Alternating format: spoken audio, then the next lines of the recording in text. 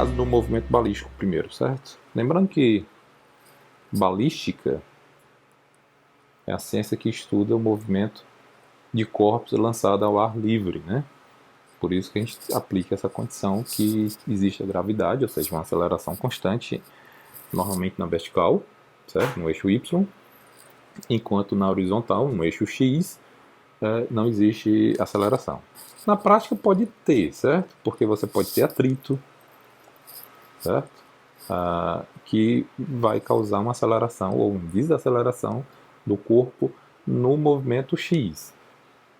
Mas a gente vai estudar forças de atrito só daqui a uns 2 capítulos, certo? Então, por enquanto, a gente está desprezando atrito, qualquer tipo de atrito, certo? Principalmente atrito de um corpo sólido se movendo em um fluido, certo?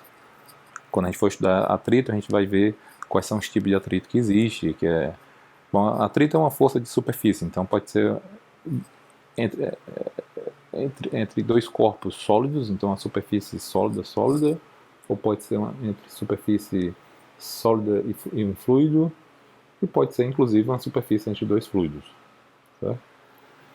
Muito bem, desprezando o atrito, o que acontece? E considerando que existe uma aceleração, que é a aceleração da gravidade, apontando sempre para baixo e constante, na vertical, e no eixo X não existe a aceleração, portanto, no eixo X, certo? Eu tenho um movimento sem aceleração, ou seja, a velocidade em x, a componente da velocidade em x é constante, eu só tenho uma equação que possa descrever esse movimento na coordenada x, que é x igual a x0 mais vx delta t. Onde vx é a componente x da velocidade, né, da partícula, que é uma constante, porque não tem aceleração nesse eixo. Enquanto isso, no eixo y, que é a vertical, eu tenho 3 equações que eu posso estudar, 3 equações que descrevem esse movimento. Por quê? Porque é um movimento com aceleração constante. Então eu tenho y igual a y0 mais v0y vezes o tempo mais AY, que é a componente da aceleração, a componente y da aceleração, AY, t ao quadrado sobre 2. Então, o AY é a componente y da aceleração, e o AX, lembrando que o AX é zero, porque não tem, né? A componente x da aceleração é zero. Põe-se AY, nesse caso aqui, vai ser igual a menos G, Gzinho é a aceleração da gravidade. Menos porque é apontando para baixo. Eu estou colocando aqui estou imaginando um sistema cartesiano, que para a direita, a horizontal é o coordenada x e para cima a minha coordenada y. Então, quando eu tenho um vetor para baixo, esse vetor é negativo, que é o vetor a aceleração, menos g. Outra equação que eu posso usar é a da Torricelli, né? Então aqui é vy ao quadrado mais v0y mais 2ay, lembrando que ay é menos g, delta y. Outra é vy, v0y igual a v0y mais ay vezes delta t. Então são as 3 equações da cinemática de aceleração constante que a gente estudou nos capítulos passados, certo? Então lembrando que aqui a velocidade muda porque existe aceleração. Então a gente tem vy e tem v0y, certo? Então eu vou desenhar, já deixei desenhado aqui um sistema cartesiano. Na horizontal é o meu eixo x, para cima na vertical é meu eixo y, e vou imaginar uma trajetória, certo? Imagine aqui uma pessoa chutando uma bola, um canhão atirando uma bala, né? Fazendo um ângulo θ com a horizontal. Então tenta imaginar a trajetória desse corpo lançado. Ele vai subir, certo? Não sobe em linha reta, ele sobe fazendo uma curva, perdendo altitude, até atingir uma altura máxima e depois começa a cair, certo? Então ele volta para o solo, Lembrando que aqui a gente tem a gravidade para baixo, né? E não tem aceleração na horizontal. Então ele volta para o solo. Eu vou chamar de alcance a posição de onde ele foi atirado até onde ele atingiu o solo. Então é a distância horizontal. Vou chamar de h a altura máxima que ele atingiu, certo? E posso usar essas equações da cinemática para descobrir quem é o A, o alcance, e quem é H, a altura máxima. Supondo que eu sei o quê? Supondo que eu sei qual é a velocidade com que eu inicial, que eu vou chamar isso de velocidade V0, e o ângulo que isso aqui fez com esse vetor velocidade inicial fez com a horizontal. Lembrando, só antes de aplicar as equações, lembrando que para cada instante a partícula está num determinado ponto sobre essa trajetória. O vetor velocidade ele é um vetor que começa na origem, é o vetor inicial, ele começa na origem, mas depois, ao longo dessa trajetória, esse vetor velocidade é sempre tangente a essa trajetória. Então ele muda. Principalmente se você fizer aqui, ó, a componente, vamos colocar no vetor V0 aqui, ó, esse vetor velocidade inicial tem uma componente na direção x e tem uma componente na direção y. Esse componente aqui na direção x eu vou chamar de V0x. E a componente para cima na direção y eu vou chamar de V0y. Ok? Então o que acontece? Esse V0x aqui é uma constante. Por quê? Porque na direção x não há aceleração. Então, ao longo da trajetória, o vetor velocidade muda, mas a componente Vx sempre é do mesmo tamanho.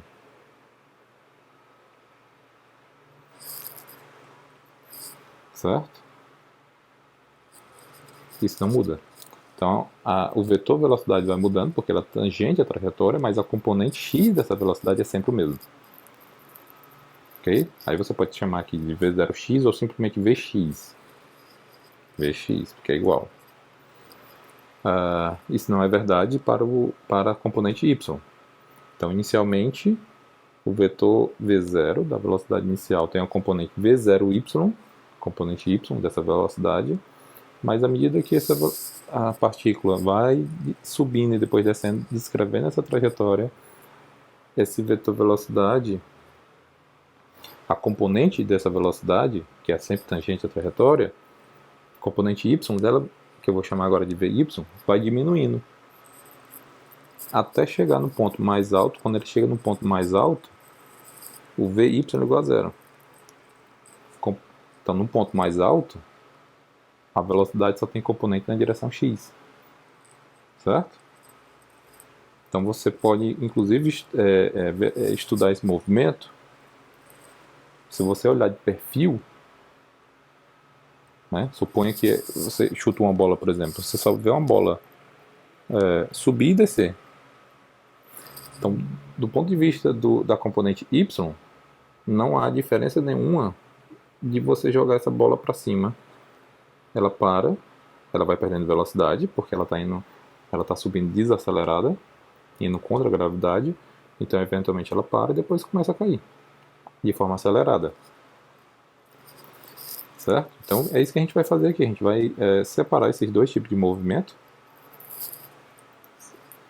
A gente vai separar esse movimento bidimensional em dois movimentos unidimensionais, porque é muito mais simples a gente trabalhar com essas equações não vetoriais, essas equações algébricas. Então a gente vai ter que separar o movimento em x e o movimento em y.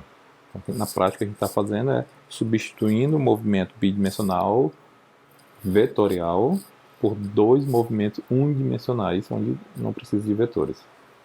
Certo? Em x, por exemplo, o que eu tenho é x igual a x0 mais v0x vezes o tempo.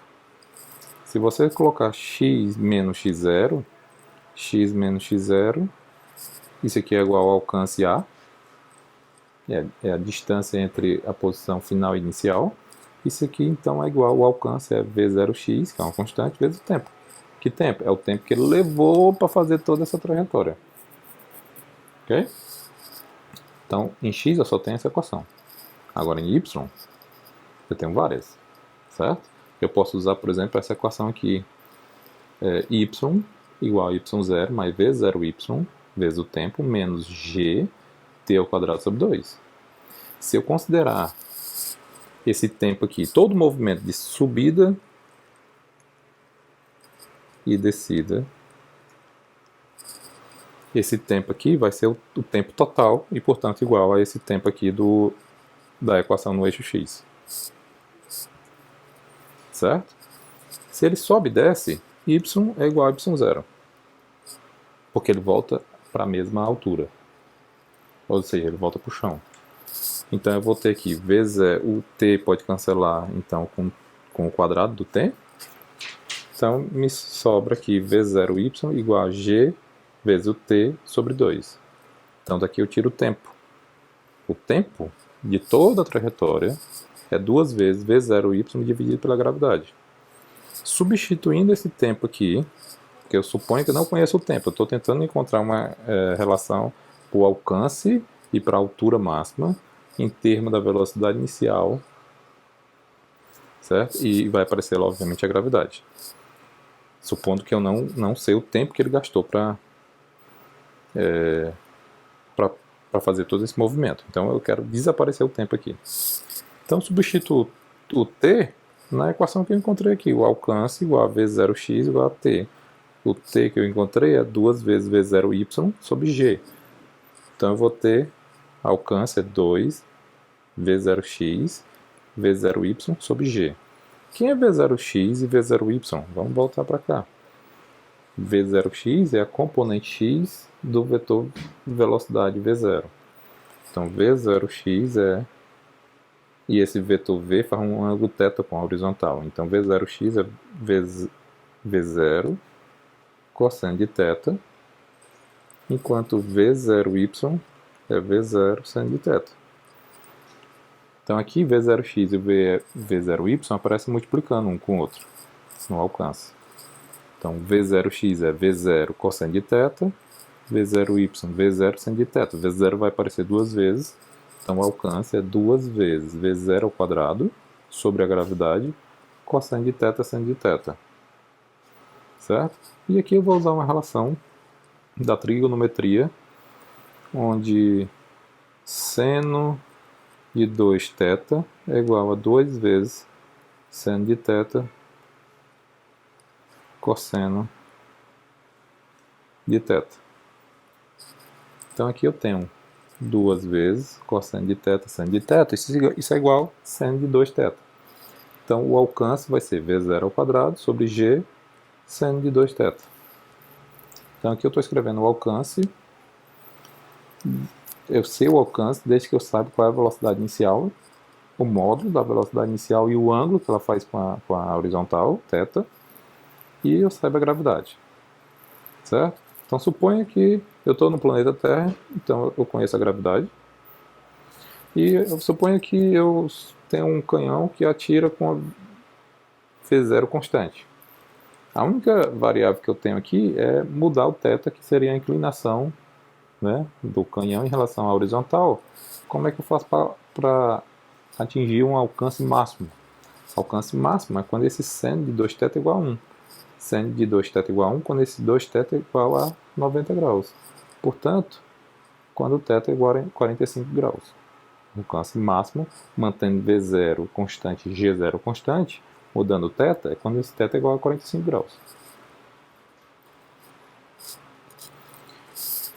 Em y, eu posso usar também outras equações, né? Eu só usei uma. Mas eu quero agora descobrir como é que eu faço para calcular o alcance, na altura máxima. Então vou usar a Torricelli. Então V0 Vy ao quadrado igual a V0y ao quadrado menos 2gh. Então aqui eu estou considerando do ponto inicial ao ponto mais alto. Eu não estou considerando toda a trajetória, estou considerando metade da trajetória. Certo? Mas como não tem um tempo, Então eu não preciso me preocupar em usar metade do tempo que eu calculei antes, certo? Aqui, a Torricelli não aparece o tempo. Então, essa velocidade aqui, Vy, é a velocidade no ponto mais alto, V0y é a velocidade inicial, ou a componente da velocidade, né? Componente y da velocidade. E qual é a componente y da velocidade no ponto mais alto? Como a gente viu, é zero. No ponto mais alto ele só tem componente x. Então a gente vai ter que v0y ao quadrado igual a 2gh. v0y é a componente y da velocidade inicial. Então essa não é diferente de zero, não. E daí eu tiro h, que é a altura máxima, que é igual a v0y ao quadrado sobre 2g. Lembrando que v0y é v0 seno de θ. Então, h é igual a v0 ao quadrado, seno ao quadrado de θ sobre 2g. Certo?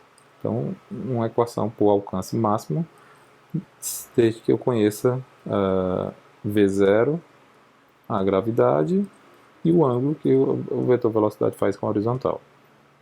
O vetor velocidade inicial. Bom, aqui tem variações, né? Eu mostrei as equações aqui aplicando para o movimento balístico tradicional, que é uma partícula que é lançada com a velocidade inicial fazendo um ângulo θ com a horizontal. Ela faz uma curva subindo até atingir uma altura máxima, depois volta a cair. Certo? Essa trajetória é uma parábola. Mas existem variações desse movimento balístico, né? Por exemplo, você pode ter um avião, por exemplo, lançando uma bomba. Ele não vai cair em linha reta, porque o avião ele tem velocidade horizontal, né? E, portanto, um pacote vamos supor que seja um pacote que ele esteja lançando. Esse pacote também tem a velocidade do avião. Quando ele é lançado, ele não cai com velocidade inicial igual a zero. Ele tem uma velocidade na direção x, certo? E, portanto, ele não vai cair exatamente naquele ponto do solo e imediatamente abaixo do avião onde ele foi solto. Ele vai cair uma certa distância depois, certo? Esse também é um movimento balístico e é metade do movimento que a gente estudou antes, certo? Se você entender corretamente como a gente aplicou as equações, você consegue resolver esse tipo de movimento também, certo? Outro tipo de variação do movimento balístico é se você lança do chão um corpo e ele vai descrever todo, ou ao invés de escrever todo o movimento parabólico até voltar para o chão, ele atinge um determinado alvo, certo? Pode ser antes ou depois dele atingir a altura máxima, tanto faz. Então suponha aqui que isso aqui seja um jato de água e você está apontando esse jato de água para um prédio que tem, sei lá, está pegando fogo, alguma coisa assim, certo? Ok? Então são todas as variações desse movimento balístico. Então a regra é separar o movimento bidimensional em dois movimentos unidimensionais. Um movimento é sem aceleração e o outro com aceleração constante.